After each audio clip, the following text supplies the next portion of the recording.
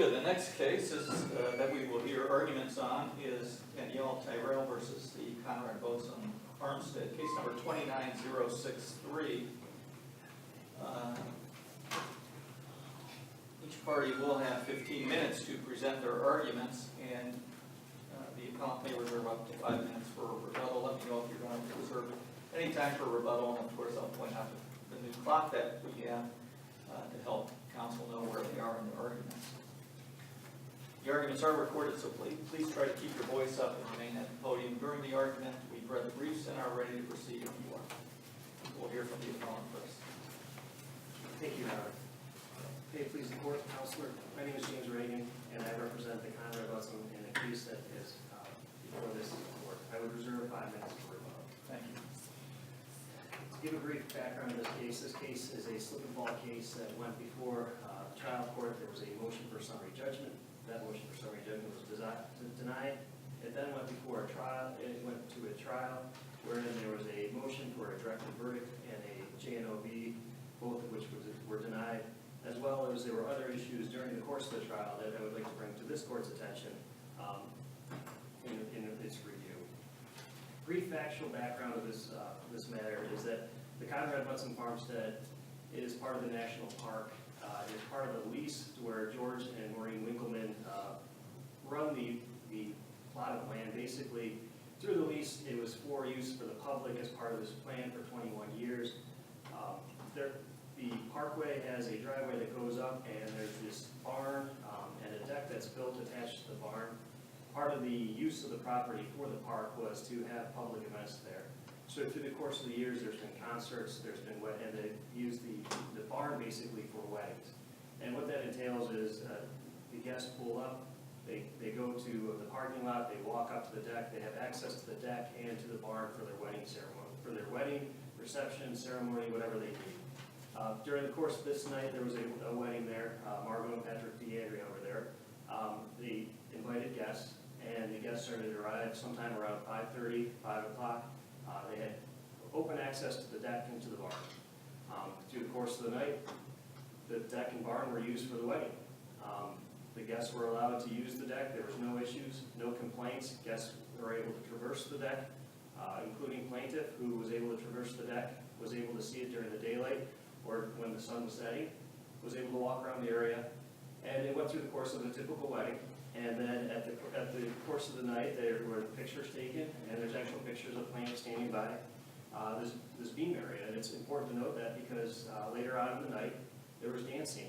Plaintiff danced in that area for 10 to 15 minutes. And as plaintiff stated, she was dancing in the area of the general area where she fell. And this wasn't just dancing one time. This was 10 to 15 minutes of dancing in that exact same area, which is a very distinct fact in this matter. Plaintiff fell. There were no issues. No one ever complained about anything regarding the deck. Plaintiff was then transported to the hospital. At the hospital, she admitted that, in the hospital records, that she was intoxicated. And these were all facts that came about during the trial. It's important to note a distinction between the summary judgment and the trial, though. During summary judgment, there were affidavits and an expert report with offered opinions. During the trial, the affidavit and expert report were not submitted as part of the evidence. And it's a key distinct fact when moving for the directed verdict, because what was left was plaintiff's testimony that I was dancing like I always do and my foot must have hit something. And that something was never identified during the trial. The expert, the architect, his opinions regarding causation were excluded, and there was never a description of this exact area. The expert, Zimmerman, specifically said that when he asked the plaintiff himself when he was out of the property, she never specifically said the area where she fell. She never gave any type of measurement of that area. The only thing that's stated is that there was this deck boards that she knew parquet style. There's absolutely no testimony from the trial of any measurement of any area where this fall happened. But the testimony still was consistent at trial of 10 to 15 minutes of dancing in that area. The testimony also states from the doctor that she was dancing and twisted her ankle and fell. That was the only testimony that was before the trial court when the motion for directed verdict was made. This is a case where those facts are very pertinent to the open and obvious doctrine. And there was never an identification of the fall. It was only that my foot must have hit something. And there's nothing, as far as even if it was something from the deck, this isn't like something else, but, we really don't know. We're in the realm of speculation and probability. Counsel, how is that consistent with open and obvious then? If the owner of the property can't identify any defect, then there's nothing to warn about, there's nothing to remediate, but you're saying nobody notified it, or nobody found anything. So that just sounds like we didn't do anything wrong. It doesn't necessarily sound like open and obvious. It's two factors. One is there's nothing that put anyone on notice of anything that was an issue. So first of all, there's nothing from the defendant's side that says, hey, there's an issue over there. There's guests on the deck. There's been 60,000 people that have used this deck over the course of years without any issues previous. But as to the open and obvious, that's where I'm going to. The next is the open and obvious. It's a question of whether, if there even was a deck. I don't think that if that deck is at issue. If we get to this point, then the open and obvious doctrine would apply because is it observable? And dancing in an area for 10 to 15 minutes, it's not a question of whether she saw the area, but whether it was observable. And there's pictures from that where she's standing in the general area and dancing. The bride came over after the fall and didn't notice anything. So as far as the open and obvious, it's really clear that 10 to 15 minutes distinguishes this case from a lot of the other cases that were cited. This is a different type of case where that is a huge factor of being in the area for 10 to 15 minutes. And also, When she fell, was this a crowded dance floor? In other words, were a number of guests dancing in that area? I think there was some evidence of dim lighting, wasn't there? and there's testimony that there was these cafe lights that were across. This is a typical wedding where the bride even stated that she didn't want spotlights all over the area. This is her wedding at the barn. It has that rustic feel to it. When the guests arrived, though, it was daylight. And this wasn't to where all of a sudden the wedding event started at 9 o'clock at night when it's dark. There are people dancing around in the area. No other guests had any type of issue with dancing on this deck. And as far as even afterwards, the bride said that she saw the plaintiff fall once, picked her up and warned her. And then, I understand that the plaintiff says that she only fell once, but no one else saw any issues during that time frame. And So there was no testimony about a gap in the floor, a board being raised? there's some general testimony from their architect about that, but it never was specific. This plaintiff never specifically identified the area of the fall. And even so, those general accusations or allegations, there was never any distinct measurement as far as for this court to analyze whether this was a 1/4 of an inch gap, or something along the lines of a trivial defect. There's nothing. There's no measurement for this court to review and state that this was a substantial deviation.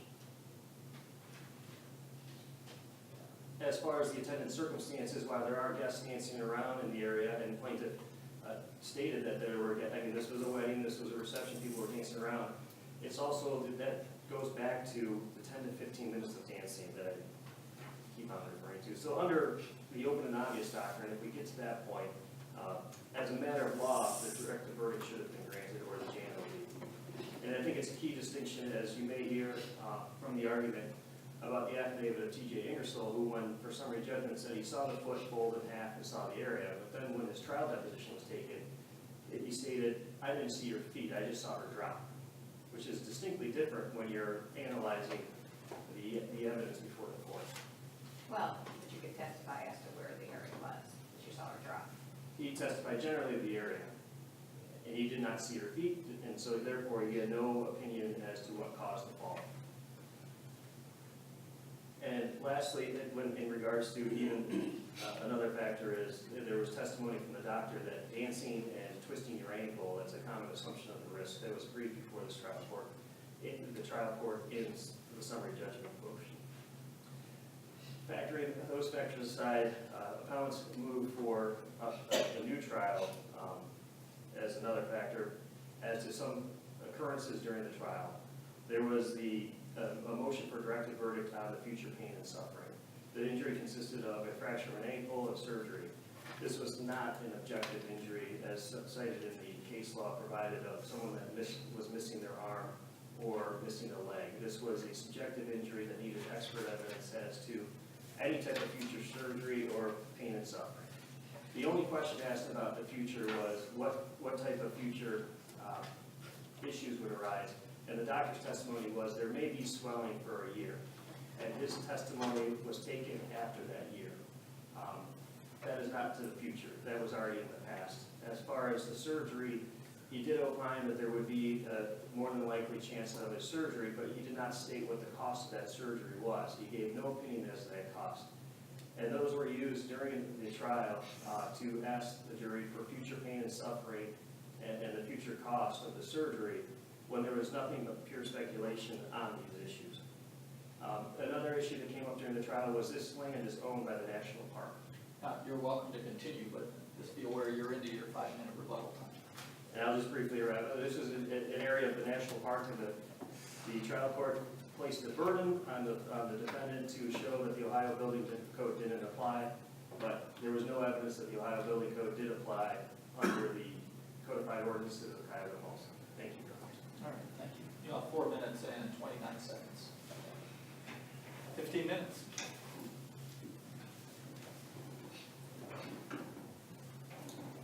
Thank you, Your Honors, and may it please the court. My name is Joyce Reichard, and I, along with my colleague Brian Herbert, who is seated at the council table, are here with the law firm of Kelly and Farrell, and we're here on behalf of appellee Danielle Tyrell. Appellee's here today to ask that this court affirm the trial court's rulings on summary judgment, directed verdict, J&OB, and motion for a new trial, and also to ask that the court uphold the jury's verdict in this case.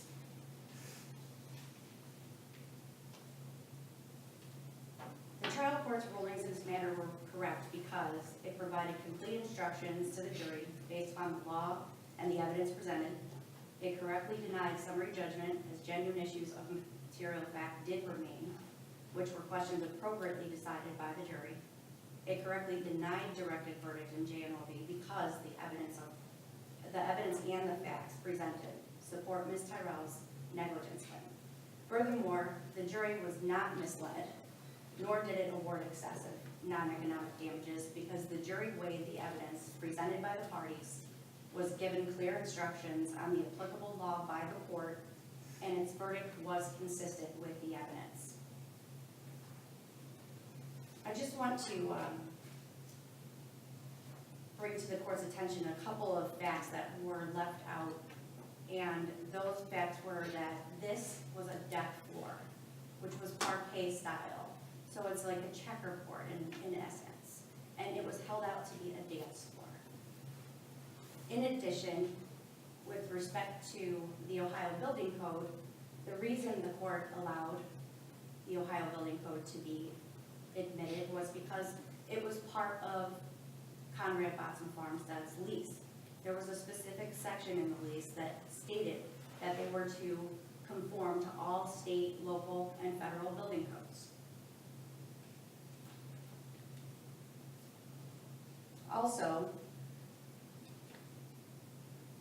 I believe the appellant said something with respect to the bride something with the respect to the bride not having to.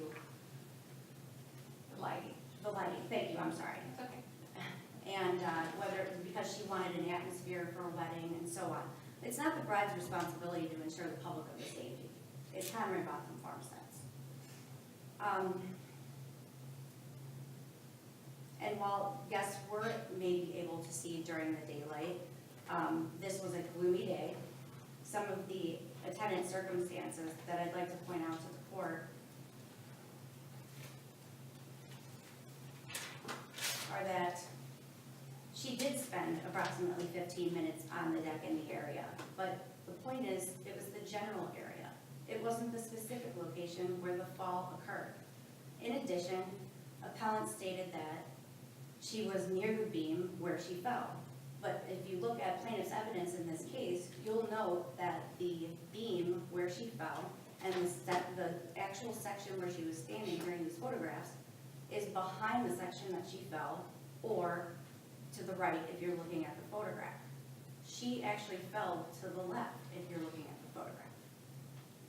She describes it as the pole being on her left because she was sitting there at the time that she noticed the floor and the elevation being uneven. If you recall also in the record, there is testimony from Ms. Tyrell, both in her deposition and at trial, which indicates that she did notice that there was a weirdness or an odd unevenness to the boards. Just in the one particular area or overall? It is one particular area where she fell. However, our architectural expert did state that that the deck itself was riff of deviations and problems within the whole structure itself. Did she notice these things before she fell, or? No, she did not. And the reason she did not notice those things before she fell was because when she testified, she stated that when she came to the farmstead, she walked up the deck stairs that were if you're looking at the barn itself, the deck stairs that were on the left-hand side. The incident where the fall took place, that happened on the right-hand side of the deck. There's also a set of stairs which runs along the rail on the opposite side of the deck, which she said that she either walked down the stairs, or she took the ramp, which is also on that opposite side. She never testified that she traversed the area that she fell in. She specifically stated, I didn't traverse the area. Furthermore, there were tables during the appetizers and cocktail hour when she first arrived between 5 and 5:30. Those tables she testified as being 2 to 3 8-foot tables that were spread across the poles, basically where everything was being held up with this canopy on the deck. And as you remember, that pole, that I think it's the third or fourth pole, was the one that she fell by. She specifically stated in her deposition, I believe it was her deposition testimony, that when she was there for the cocktail hour and then subsequent for the dinner service, those tables were either abutted up against that pole or slightly past it. So if she's participating in cocktail hour, she's participating with the dinner service, that she has no reason to traverse that area until she starts going to the dance portion of the wedding reception. At which time she never stated that she was in that specific area. She said she was in the general area. If you recall also in the record, it states that she wasn't asked the specific spot. She was asked for the general area. Her expert stated that he asked her for the general area.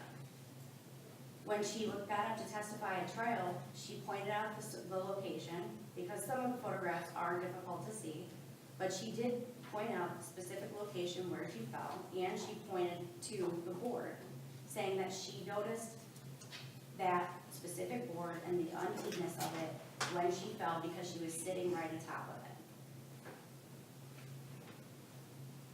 Was there testimony that that board was the approximate cause of her fall?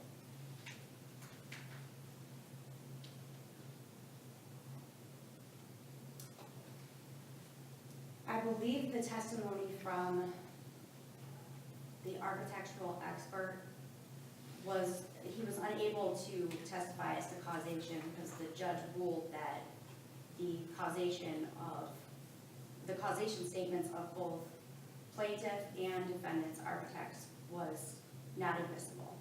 So there was no causation testimony. He was not there, so he could not testify that he saw her fall, nor could he say that that board was the cause of her fall. All he could do is take her testimony, Mr. Winkleman's testimony, and review the deck structure itself. And given the fact that he was told this general area where she fell, he was able to opine that that was the section that she would have experienced the injury from.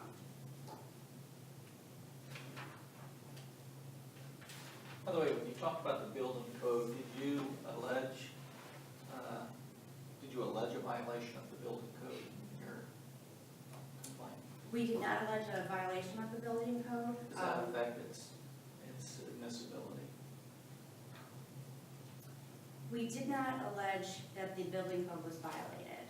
Our expert did testify that there were several violations of the building code, which included a slip resistance mat. If something's being used for a dance floor, he indicated that a slip resistance type of material should be down on that floor. And I'd note that the slip resistance material is in fact down on the ramp.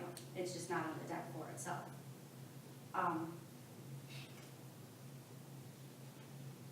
And again, the reason why I believe the court allowed the Ohio Building Code to be admissible here is because it specifically stated in his lease that he was to follow that.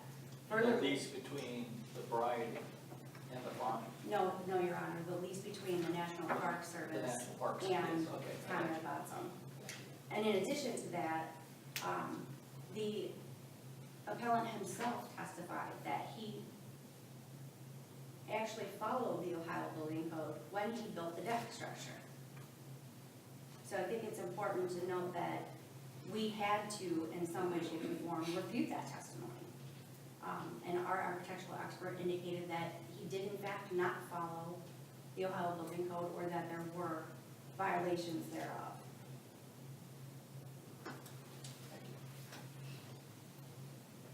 I would just like to point on a couple of items with respect to the jury award.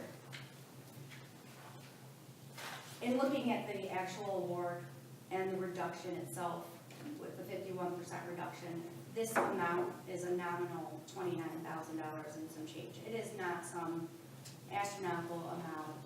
It's not excessive by any means. Clearly, the jury understood the evidence that was presented at the trial court. It was clear in the instructions. The amount of the economic and non-economic damages on the verdict forms don't include a line to allocate an amount for future damages. Counsel said something with respect to the jury heard evidence of future damages.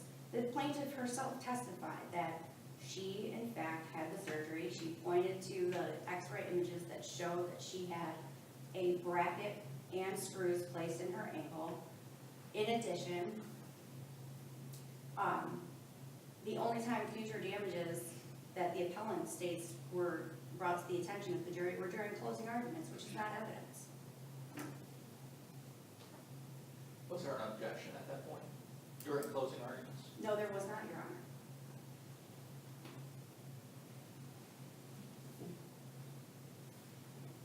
So if this court were to decide to review the award, appellee would submit that it would be difficult to show the award included future damages. For example, the total compensatory damages here after the reduction were $29,248.78. The reduced non-economic award comes to $20,559.38, just subtracting the minimum economic damages suffered by appellee in the amount of $16,108, which is the amount that was accepted for medical bills plus the difference between her 2014 and 2015 income taxes. From the total compensatory award as reduced, it would seem illogical to conclude that it was a jury's intention to leave a mere $13,000 on the table for past pain and suffering, future surgery, and future pain and suffering. That conclusion is simply misplaced and inappropriate given the evidence in this case. I would like to touch on a couple of the jury instruction arguments that appellant makes, one being the mitigation of damages instruction. Appellant's brief at pages 25 through 26 set forth his argument as to why mitigation instruction was proper and should have been given to the jury in this case. Appellant argues essentially that smoking was a mitigating factor here, and therefore the instruction would have been improper, or was proper, I'm sorry. I would just point to Dunn v. Maxey that this court held that a trial court should only give an instruction where the evidence from which reasonable minds might reach the conclusion sought by the instruction. This court went further to state that a mitigation instruction should only be given where there's evidence that the injured party did not take all reasonable steps necessary to ensure that he or she did not exacerbate an already existing injury. Some of the examples were ignoring medical advice or acting carelessly. In this case, we don't have that type of situation. In fact, the testimony that was referred to in appellant's argument, or in appellant's brief at page 26, doesn't provide the full dialogue of the testimony. In fact, on page 38, I would point to the court lines 12 through 15, the questioning goes further to say, did you advise the patient not to smoke? Answer, by our history, we did not have a history of smoking through our office. Therefore, there was no medical advice with respect to smoking. So how can a mitigation instruction be proper and be appropriate in this case when the medical expert himself cannot testify that he advised the patient? Furthermore, she went through surgery, she went through physical therapy, she went through yoga, she followed the instructions of her physician and of her physical therapist. She did everything she could because she needed to get back to work. She's a waitress.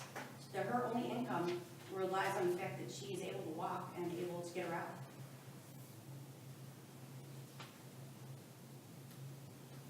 And lastly, appellant didn't call his own medical expert at trial to establish this point.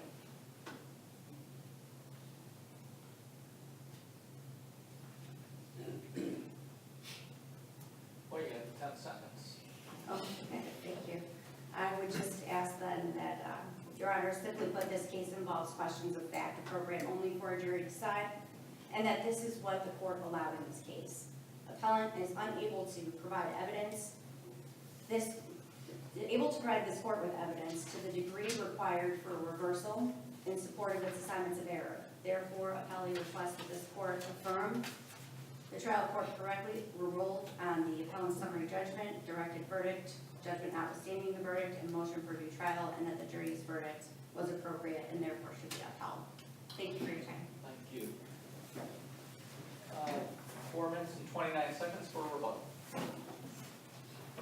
Thank you, thank you, Council. Just a couple rebuttal points of emphasis. It should be noted that George Winkleman, not only is he the one that was running the land, he's also a licensed architect. And that's when the ruling came about the Ohio Building Code, and that plaintiff's expert would go through that. There, I had no choice at trial but to go through with him that he built it up to code. That wasn't something to say that there was any type of requirement.